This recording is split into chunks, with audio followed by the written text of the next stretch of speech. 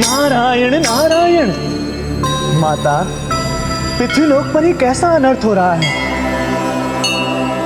कहा तो ऋषि अंगीरा अष्ट सिद्धियों की कथा सुनकर अपने पाप को दूर करने गए थे, और कहा वे पापी एवं हत्यारा आरोपित कर दिए गए। माता, सप्त ऋषियों में से एक जो सबसे श्रेष्ठ एवं अग्रज हैं, आज उनका ही जीवन संकट में घिर गया है। माता, और यदि उन्हें कुछ हो गया तो निश्चित सप्त ऋषियों का भी अंत हो जाएगा, क्योंकि सबका जीवन एक दूसरे से बंधा हुआ है, किसी का कोई अलग अस्तित्व नहीं है। माता,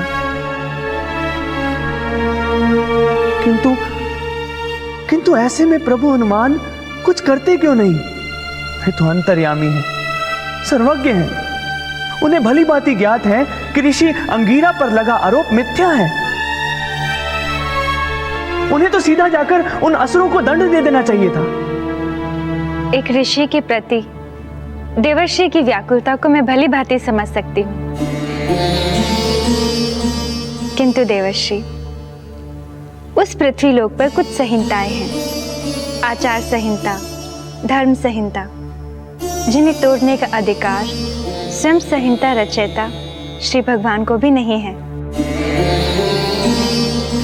इसीलिए हनुमान को पृथ्वीलोक के नियमों के अनुसार ही सत्य को सामने लाना होगा तथा अंगीरा के जीवन की रक्षा करनी होगी। किंतु माता, असुरों के उन कुकृत्यों से ऋषि अंगीरा के कथा श्रवण में व्यवधान उपस्थित हो रहा है,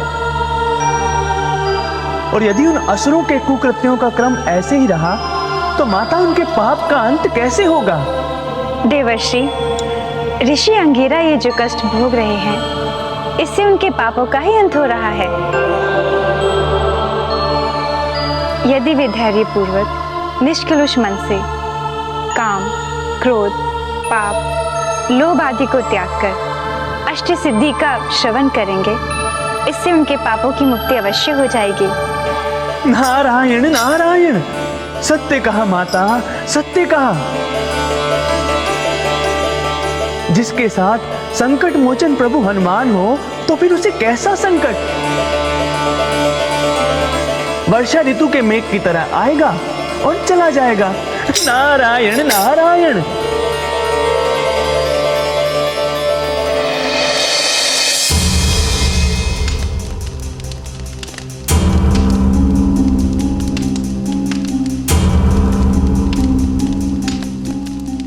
मैं ये विशेष अनुष्ठान सत्य को सामने लाने के लिए कर रहा हूँ।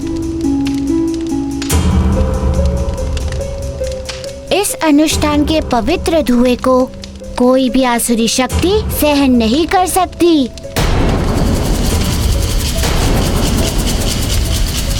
यहाँ जो भी असुर होगा तथा जिसने भी प्रसाद में विष मिलाया होगा, उसका मौलिक स्वरूप सामने आ जाएगा।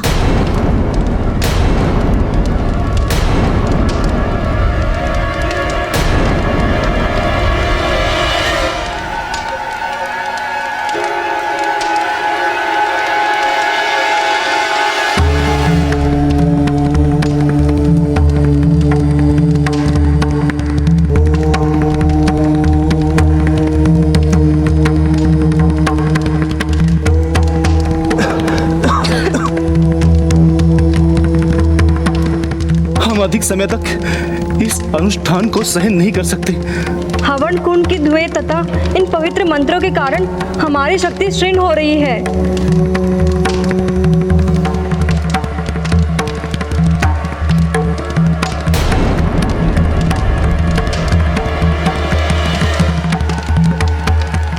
ठहरो, कहाँ जा रहे हो? रोको इन्हें, यहां से जाने ना पाए।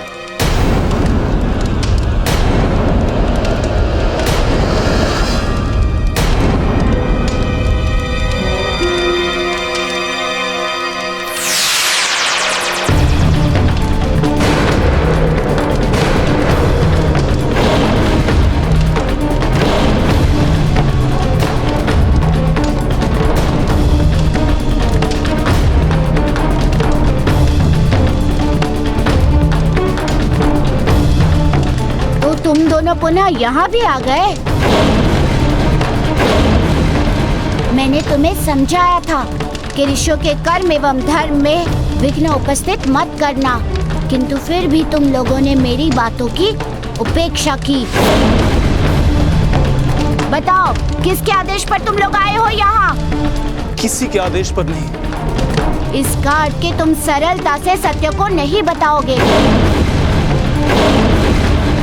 अब यदि तुम लोगों ने सत्य नहीं बताया तो तुम्हारे ही विष से तुम्हारा अंत होगा। हमें क्षमा करिए, हमें ये विषाक्त लड्डू मत खिलाइए। हम आपको सब सच बताते हैं। हमें गुरु शुक्राचार्य ने भेजा है।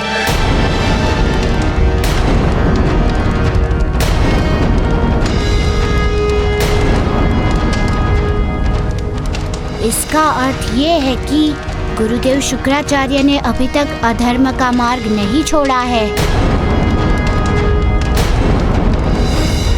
जाओ, जाके कह दो अपने गुरु शुक्राचार्य से कि अब यदि वो धर्म के मार्ग में बाधा बने तो उसका उन्हें उचित दंड मिलेगा। जाओ।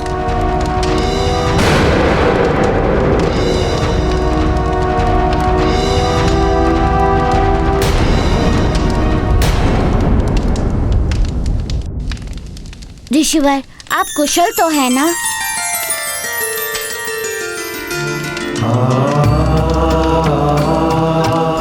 हम समस्त ग्रामवासी आपसे क्षमा मांगते हैं ऋषिवर। यदि आप अगर आज ना आते तो मुझसे बहुत बड़ा अधर्म हो जाता। आपने ऋषि हत्या के पाप से हमें बचा लिया।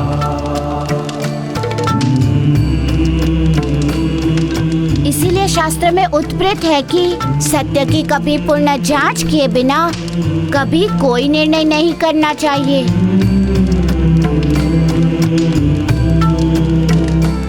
अब मुझे आज्ञा दीजिए।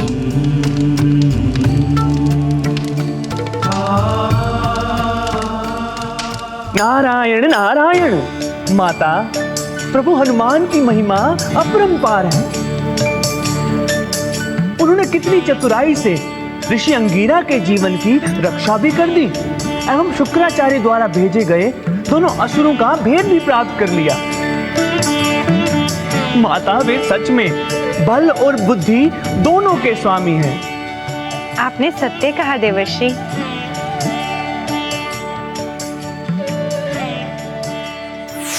प्रणाम माते।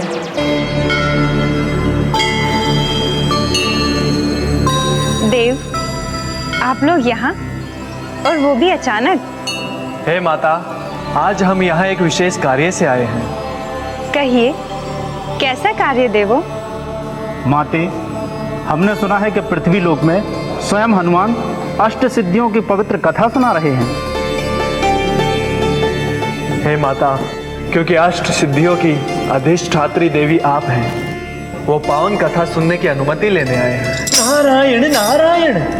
देवो, ये तो आपने बड़ी उत्तम अभिलाषा व्यक्त की है। स्वयं मैं भी अष्ट सिद्धियों की महिमामयी एवं पुण्यकारी कथा सुनने को इच्छुक था एवं यही निवेदन लेकर तो माता के पास आया था। देवो, इससे शुभ बात और क्या हो सकती है? ऐसे शुभ कार्य में जाने के लिए अनुमति की नहीं, इच्छा शक्ति की आवश्यकता होती है। आप लोग अवश्य जाइए। नारायण नारायण।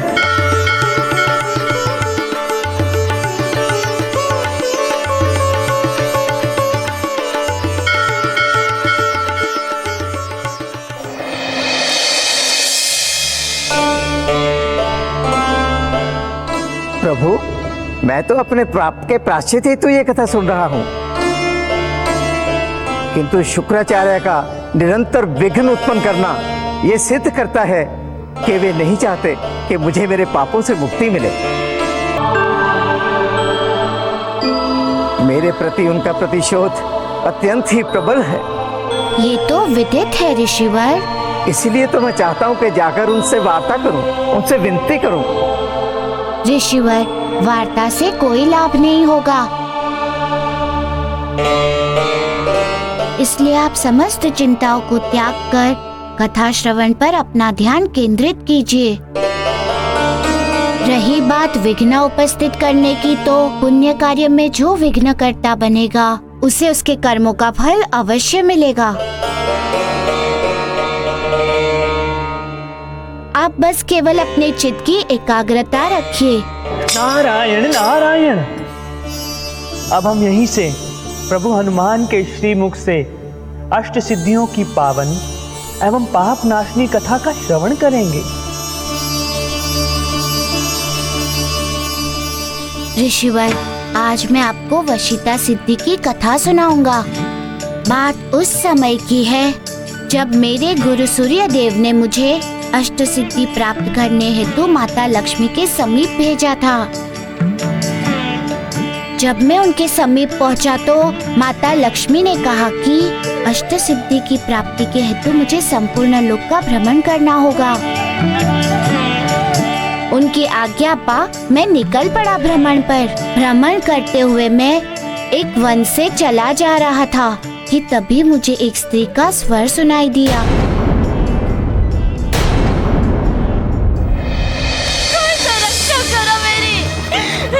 रक्षा करो मेरी, कोई तो रक्षा करो, रक्षा करो, कृपया कोई रक्षा करो मेरी। देवी रक्षा करो, देवी कोई रक्षा करो मेरी, रक्षा करो, कोई तो रक्षा करो, कोई तो रक्षा करो मेरी, कृपया कोई मेरी रक्षा करो।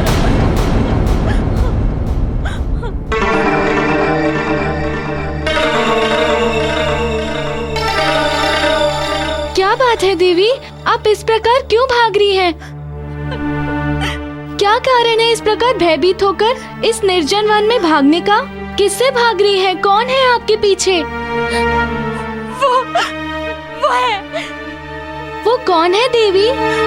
वो मुझे मार देगा, वो मेरा जीवन नष्ट कर देगा, मुझे कोई नहीं बचा सकता। वो आता ही होगा, मैं नहीं बचूंगी। वही तो पूछ रहा हूँ, कौन है वो जो आपको मारना चाहता है एवं क्यों मारना चाहता है? वो अत्यंत भयानक क्रूर प्राणी है, वो मुझे मार देगा। क्यों मार देगा? कौन है वो?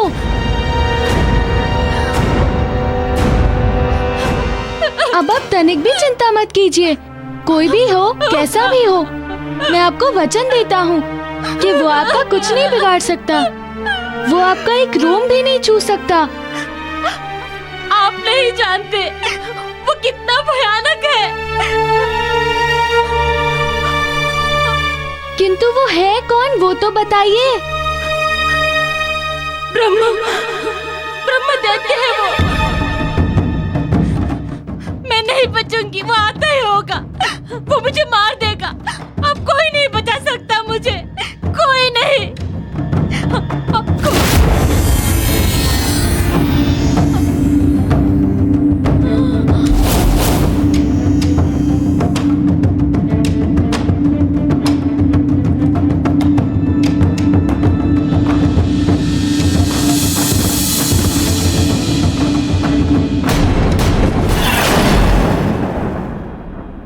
और वो ब्राह्मण कन्या कोई और नहीं बल्कि स्वयं देवी इशिता थी, जो मेरी परीक्षा ले रही थी।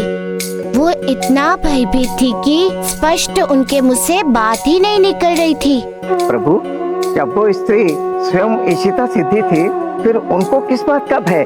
परीक्षा तो किसी भी प्रकार से हो सकती है ऋषिवर। तो वो ब्राह्मण कन्या के रूप में कौन सी परीक्षा ले रही थी प्रभु? ऋषिवर, स्त्री संसार में सर्वश्रेष्ठ है, सर्वोपरि है, सर्वप्रथम है तथा सर्वशक्तिशाली भी है। स्त्री कभी भी निर्बल नहीं होती, उसके भीतर सब कुछ वास करता है, सारी शक्तियाँ, सारे संबंध और सारे भाव भी। किंतु फिर भी स्त्री ने अपना रक्षक पुरुष को कहा है और इसीलिए पुरुष ही उसका रक्षक माना जाता है। किंतु वही पुरुष कभी कभी रक्षक के स्थान पर भक्षक बन जाता है, उसे दंडित करता है, उसका अपमान करता है। और तब ऐसे में वो स्त्री लज्जावश तथा भयवश कुछ नहीं कह पाती, क्योंकि लाज की गठरी केवल स्त्री के कंधे पर ही होती है ऋषिवर। तो उनके उस भय का कारण क्या था और फिर आगे क्या हुआ प्रभु? उस ब्राह्मण कन्या को चेतना अवस्था में लाने के लिए मैं नदी से जल लेकर आया।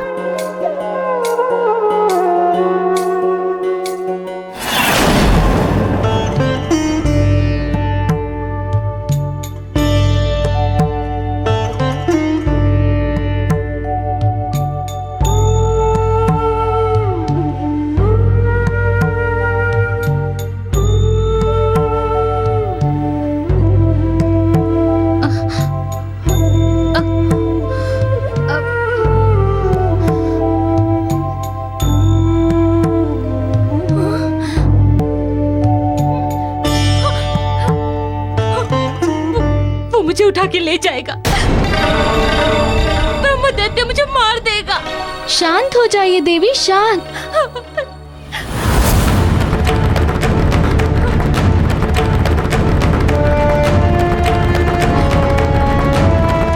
मैं सूर्य देव का शिष्य पवन पुत्र हनुमान, मैं आपको वचन देता हूँ कि जब तक मैं हूँ आपका किसी भी प्रकार का अहित नहीं होगा। किंतु एक विनती है आपसे, कृपया मुझे ये बताइए कि आप हैं कौन एवं भागने का कारण क्या है? मैं एक ब्राह्मण कन्या हूँ। ब्रह्मदैत्य मेरी इच्छा के विरुद्ध मुझसे विवाह करके मेरा भोग करना चाहता है। मैं किसी प्रकार कठिनाइयों का सामना करके उसके चंगुल से निकल भागी हूँ, किंतु मुझे भय है एवं विश्वास कि वो मुझे ढूंढ लेगा, वो मुझे ढूंढ लेगा, वो आता ही होगा। ये ब्रह्मदैत्य है कौन? ब्रह्मदैत्य जन्म से तो ब्राह्मण है, किंतु कर्म से वो दैत्य है। वो केवल कुंवारी कन्याओं का भोग करता है, तथा वो जितनी कुंवारी कन्याओं का भोग करता है उसे उतनी ही शक्ति प्राप्त होती है। वो अत्यंत बलशाली है, वो अजय है, उससे कोई भी नहीं जीत सकता, कोई भी नहीं। वो मुझे ढूंढता हुआ आता ही होगा, वो आता ही होगा। पवन पुत्र हनुमान, आप यहाँ से चले जाइए, अन्यथा मेरे साथ साथ आप भी उसके कोप का भाजन बनोगे। देवी आप चिंता त्याग दे, वो चाहे कितना भी शक्तिशाली क्यों ना हो, मैंने आपको आपकी रक्षा का वचन दिया है। आपकी रक्षा मैं करूँगा, हर परिस्थिति में करूँगा, कारण आपकी रक्षा करना मेरा धर्म है। आप चलिए यहाँ से।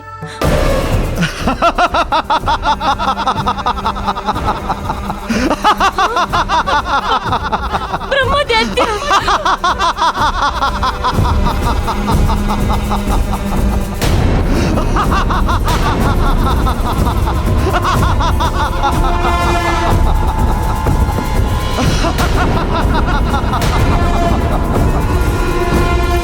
तू पहली कन्या है जो मेरे चंगुल से निकलकर भागी है। अब तो मैं तेरा बिना संस्कारों के ही भोग करूंगा।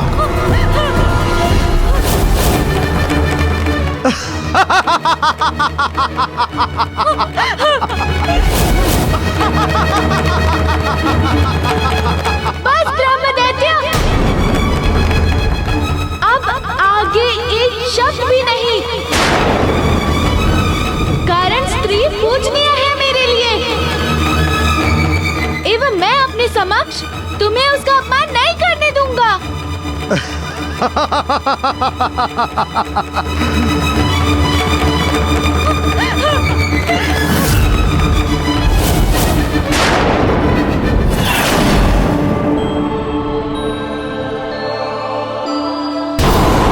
ऋषिवर, इस संसार में सदा से उत्पन्न होता आया है कि पुरुष अपने बल के अभिमान में स्त्री पर अत्याचार करता है। उस पूजनीय स्त्री पर जो मनुष्य की जन्मदात्री है, जिसका सृष्टि के विकास एवं विस्तार में अमूल्य योगदान है, जिसके कारण ही पुरुष अस्तित्व में है। पुरुषों ने ये तक नहीं सोचा कि सर्व शक्तियों को अपने पास समाहित करने वाले ही स्वयं शक्तियों को अपने में समाहित करने वाली स्त्री ने ही पुरुषों को इतना महत्व दिया, उसे अपना रक्षक नियुक्त किया।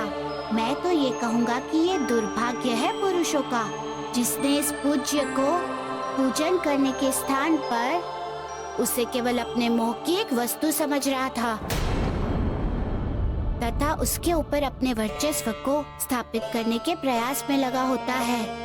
वास्तव में ये विडंबना ही है प्रभु कि जिस स्त्री से पुरुष अपना अस्तित्व प्राप्त करता है, उसी मूल के अस्तित्व को मिटा देना चाहता है और निरंतर उसका मर्दन करते रहना चाहता है। इसीलिए तो मैंने प्रथम बार दुर्भाग्य ही कहा, क्योंकि जो भी मनुष्य ऐसा करता है उससे उसके कर्मों का फल अवश्य मिलता है। तथा ये ही देवी इशिता की कथा का सार है। तो प्रभु ये कथा आगे कैसे बढ़ी और क्या क्या हुआ? ऋषिवर, ब्रह्म दैत्य के भयवश ब्रह्म कन्या मुझे वहाँ से चले जाने के लिए कह रही थी। मैं उन्हें समझा ही रहा था कि तब तक वहाँ ब्रह्म दैत्य आ गया।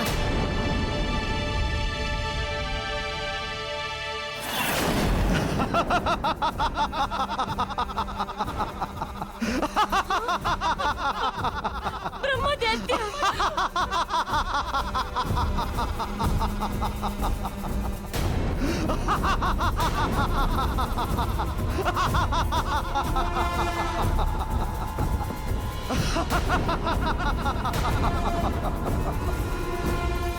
तू पहली कन्या है जो मेरे चंगुल से निकलकर भागी है। अब तो मैं तेरा बिना संस्कारों के ही भोग करूंगा।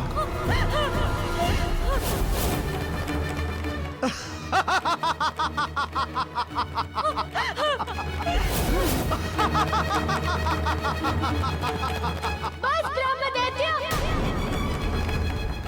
अब आगे एक शब्द भी नहीं, कारण स्त्री पूजनीय है मेरे लिए एवं मैं अपने समक्ष तुम्हें उसका अपमान नहीं करने दूंगा।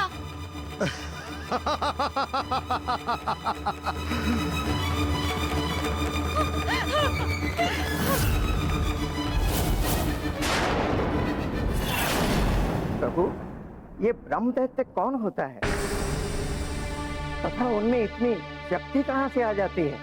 उत्तम प्रश्न पूछा आपने ऋषिवर। इसका वर्णन ध्यान से सुनिए तथा वर्ण कीजिए।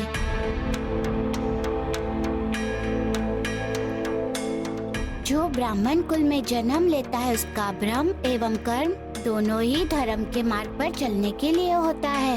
धर्म कार्य से भटके हुए लोगों को धर्म के मार्ग पर लाने के लिए होता है। ब्राह्मणों में अद्वितीय क्षमता होती है ज्ञान संग्रहित करने की, किंतु वही ब्राह्मण जब अपने ज्ञान के मध्य में, अपने विद्वता के अभिमान में धर्म के मार्ग से विचलित हो जाता है, भटक जाता है, तब ज्ञान और विद्वता परित्याग ब्रह्म दैत्य बन जाता है। इसका सरल अर्थ ये हुआ प्रभु, जिस ब्राह्मण में असुरी प्रवृत्ति आ जाए वो ही ब्रह्म दैत्य बन जाता है। हाँ ऋषिवर, ब्राह्मण का ब्रह्म दैत्य में परिवर्त होने का मूल यही है। किंतु प्रभु, दैत्य बने उस ब्राह्मण में इतनी शक्ति कहाँ से आ गई थी? ऋषिवर, इस संसार में जो भी ज्ञान है वो एक प्रकार की शक्ति ही है। एक अवस्था पर तो सभी शक्तियाँ निष्फल हो जाती है, या तो अप्रभावी हो जाती है या तो वे क्षीण हो जाती है। किंतु ज्ञान एक ऐसी शक्ति है जो मृत्यु के क्षण तक प्रभावित तथा अक्षण रहती है। अवस्था परिवर्तन में भी ज्ञान की शक्ति कभी साथ नहीं छोड़ती।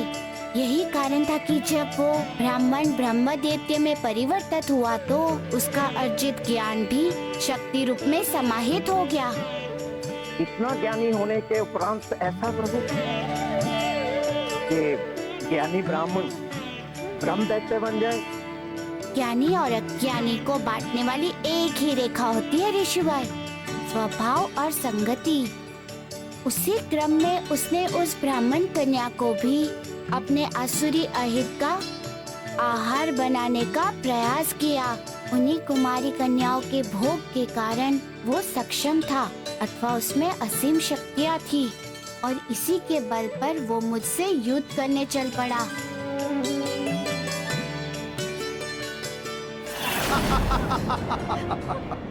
तू मुझे रोकेगा? एक वानर बालक ब्रह्म दैत्य को रोकेगा? मैं भी देखता हूं इस वानर बालक की शक्ति तुझे मुझसे कैसे बचाएगी।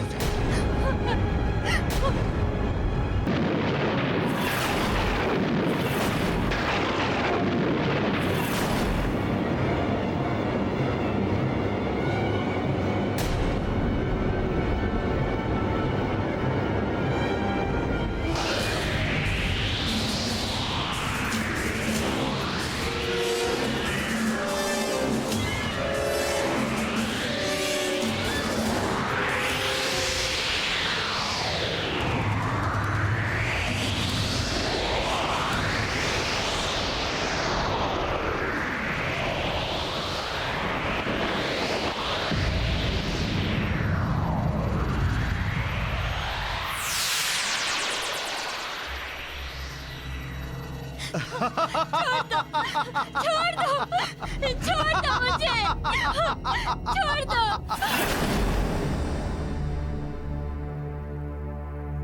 प्रभु, वो ब्रह्म दैत्य इतना शक्तिशाली था कि आपके सामने ब्राह्मण कन्या को लेके अदृश्य हो गए। ऋषिवर, ऐसा इसलिए हुआ कि उसके पास पाप की शक्तियाँ थी, और पाप की शक्तियाँ क्षणिक रूप में बहुत ही प्रभावित होती है।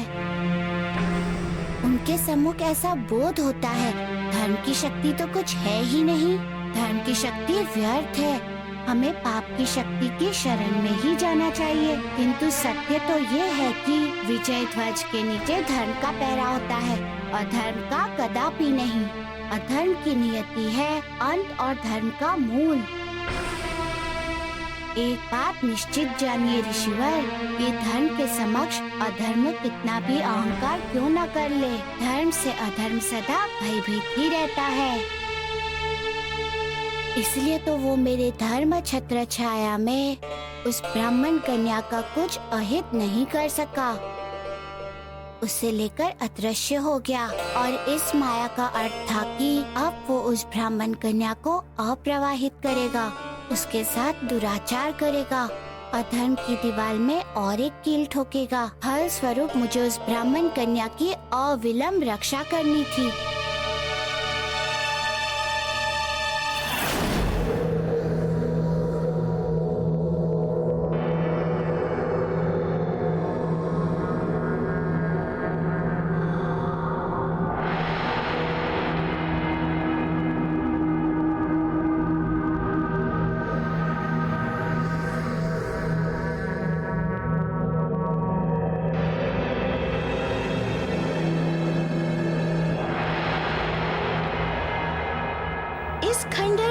काली की मूर्ति? इसका अर्थ ये हुआ कि वो ब्रह्म दैत्य देवी काली का भी भक्त है। खंडहर में देवी काली की मूर्ति? इसका अर्थ ये हुआ कि वो ब्रह्म दैत्य देवी काली का भी भक्त है।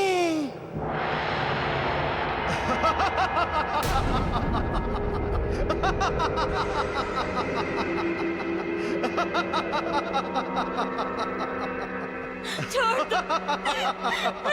दो मुझे, छोड़ दो मुझे। तुमने यहाँ से भागकर बहुत बड़ी भूल की है। अब देखो कि मैं धन स्वरूप तुम्हारी क्या दुर्गति करता हूँ। देखो, मैं माँ काली की पूजा आरंभ करने जा रहा हूँ। तुम सब इसका श्रृंगार करो। आज मैं इसका कौमार्य माँ को अर्पित करूंगा। आज मैं इसका कौमार्य मां को अर्पित करूंगा।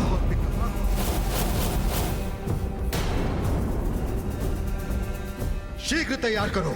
छोड़ दो मुझे, छोड़ दो मुझे, छोड़ दो, छोड़ दो।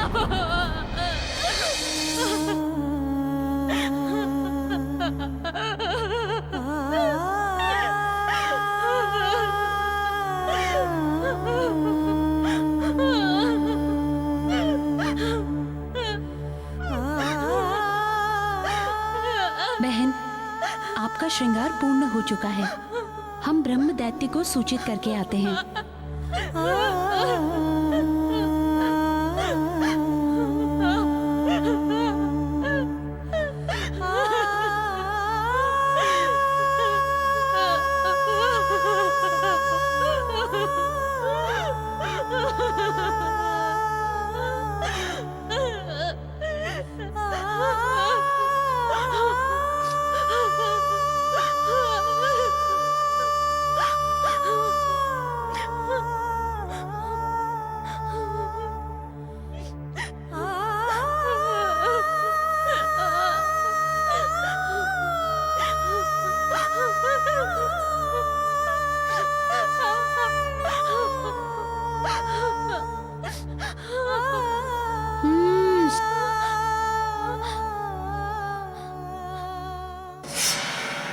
तुम यहाँ? हाँ, मैंने आपको वचन दिया था कि मैं आपकी रक्षा करूंगा। उसी प्रयोजन हेतु आया हूँ। तुम मेरी चिंता करना छोड़ दो। तुम अब मेरी रक्षा नहीं कर सकते, कारण ब्रह्म दैत्य का कोई कुछ नहीं कर सकता। अतः तुम यहाँ से चले जाओ, अन्यथा वो तुम्हें मार देगा। चले जाओ, शीघ्र चले जाओ यहाँ से। मैं यहाँ से जाने हेतु नहीं आया हूँ। जिस उद्देश्य और संकल्प से आया हूँ, यहाँ उसकी पूर्ति किए बिना नहीं जाऊंगा। नहीं कर सकोगे तुम अपने उद्देश्य की पूर्ति। करूंगा, अवश्य करूंगा। ये मेरा वचन है। मेरा दृढ़ संकल्प है कि मैं उस ब्रह्म दैत्य को अवश्य पराजित करूंगा। कर सकोगे तुम अपने उद्देश्य की पूर्ति। करूंगा, अवश्य करूंगा। ये मेरा वचन है। मेरा दृढ़ संकल्प है कि मैं उस ब्रह्म दैत्य को अवश्य पराजित करूंगा।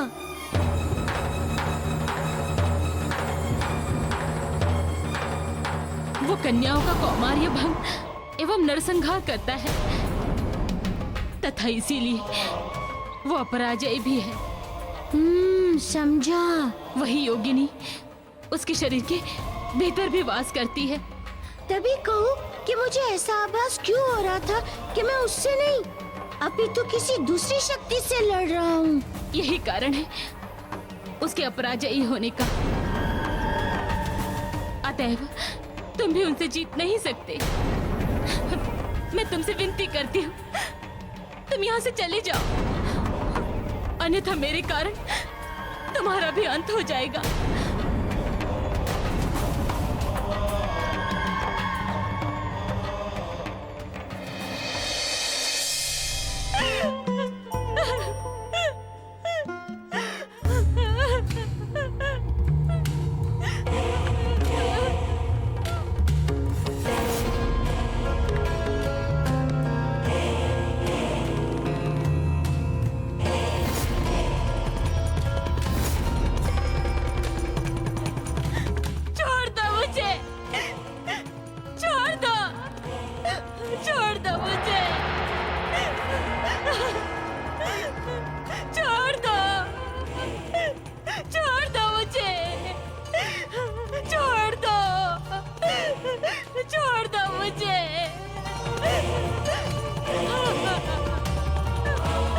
जाओ।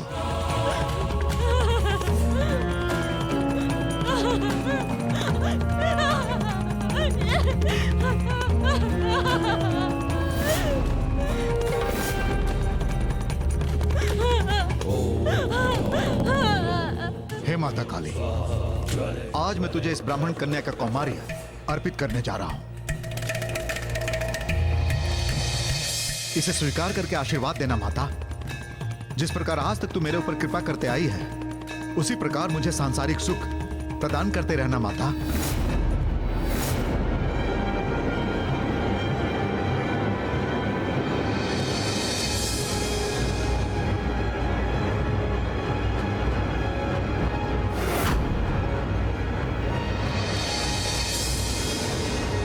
रुक जाओ ब्रह्मदैत्य, रुक जाओ, वहीं रुक जाओ।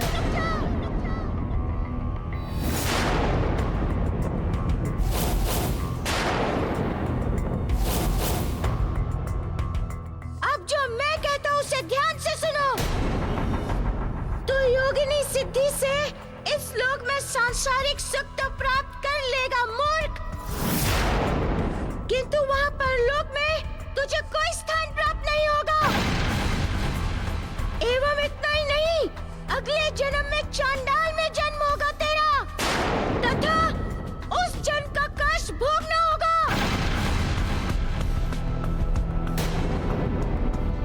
तू यहां भी आ गया? अब मैं तुझे जीवित नहीं छोड़ूंगा।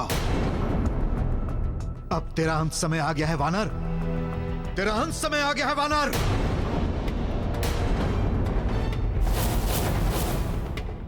अंत मेरा नहीं तेरा आ गया है ब्रह्मदैत्य, पाप का घड़ा तेरा भर चुका है। ऐ वानर बालक, तू अभी मुझे भली भांत नहीं जानता है। अपनी दिव्य खड़क से तेरा वध कर दूंगा मैं। रुक यहीं पर।